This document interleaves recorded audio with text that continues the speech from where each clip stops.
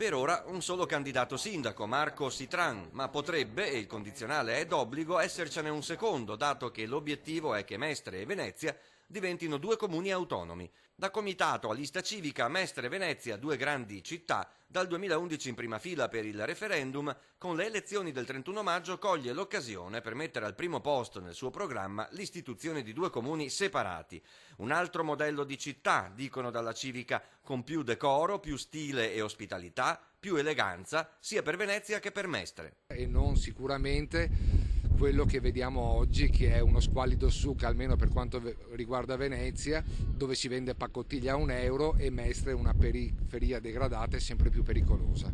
Mestre che guadagna la dignità di città, dice Sitran, e Venezia che diventa come Trento e Bolzano. Venezia ha statuto speciale, ecco.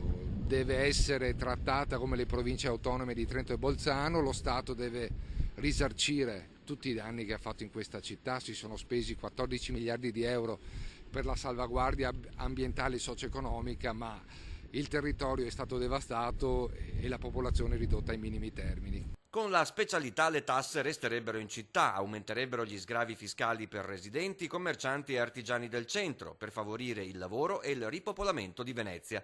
Al progetto ha aderito anche Flavio Tosi, leader del movimento Ricostruiamo il Paese. Anche lui è consapevole del fatto che senza un'autonomia marcata Mestre, Venezia e soprattutto Venezia rischia di scomparire. Nel programma della lista civica, subito dopo il referendum per le due città, vengono moralità e cambiamento radicale nell'amministrazione della cosa pubblica.